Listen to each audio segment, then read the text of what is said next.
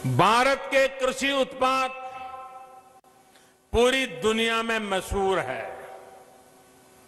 क्या किसान की इस बड़े मार्केट और ज्यादा दाम तक किसान की पहुंच होनी चाहिए कि नहीं होनी चाहिए? अगर कोई पुराने सिस्टम से ही लेन देन को ठीक समझता है तो उस पर भी इस कानून में कहां कोई रोक लगाई है भाई? साथियों, नए कृषि सुधारों से किसानों को नए विकल्प और नए कानूनी संरक्षण ही तो दिए गए हैं। पहले तो मंडी के बाहर हुए लेन देन ही गैर कानूनी माने जाते थे।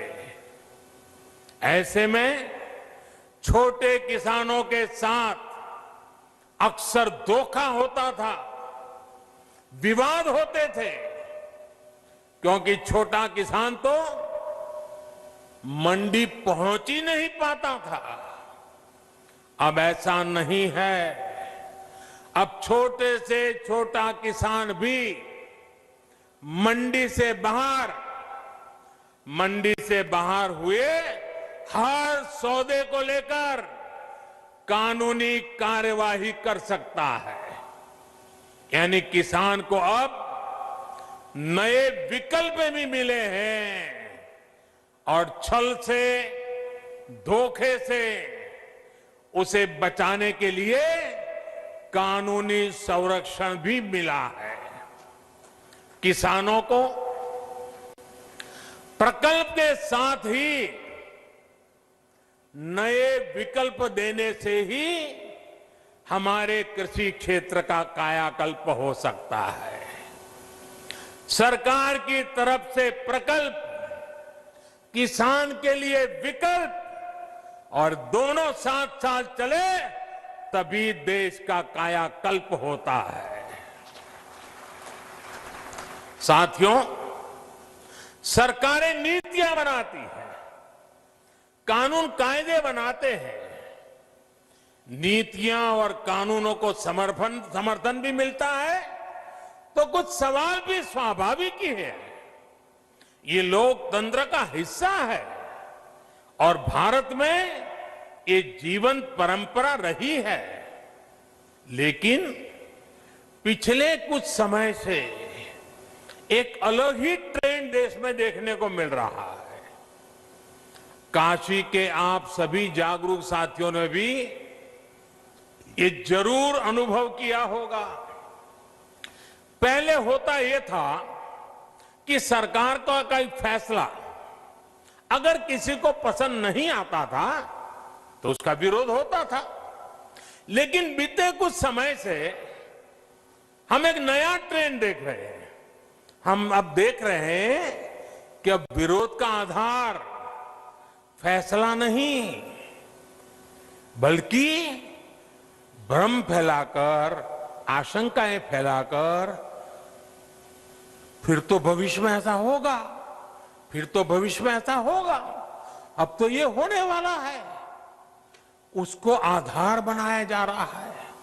अपप्रचार किया जाता है कि भाई फैसला तो ठीक है लेकिन पता नहीं इससे आगे चलकर क्या क्या होगा, और फिर कहते हैं ऐसा होगा जो अभी हुआ ही नहीं है, जो कभी होगा ही नहीं, उसको लेकर समाज में भ्रम फैलाया जाता है। ऐतिहासिक कृषि सुधारों के मामले में भी जानबूझकर यही खेल खेला जा रहा है। हमें याद रखना है, ये वही लोग हैं जिन्होंने दशकों तक किसानों के साथ लगातार छल किया है। अब जैसे एमएसपी तो घोषित होता था, लेकिन एमएसपी पर खरीद बहुत कम की जाती थी। घोषणाएं होती थी, खरीद नहीं होती थी। सालों तक एमएसपी को लेकर छल किया गया।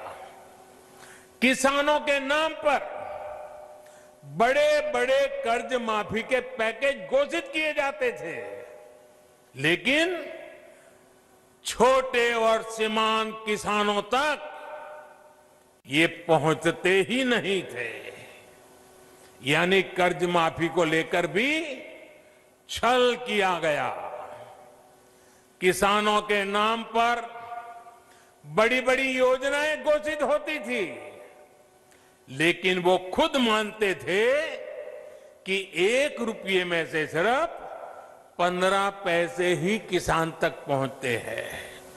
यानी योजनाओं के नाम पर छल, किसानों के नाम पर खाद पर बहुत बड़ी सब्सिडी दी गई, लेकिन ये फर्टिलाइजर खेत से ज्यादा काला बाजारियों के पास पहुंच जाता था।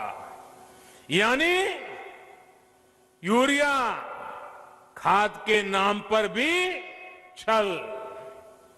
किसानों को प्रोडक्टिविटी बढ़ाने के लिए कहा गया, लेकिन प्रॉफिटेबिलिटी किसान के बजाय किसी और की सुनिश्चित की गई। पहले वोट के लिए वादा और फिर छल, यही खेल लंबे समय तक देश में चलता रहा है।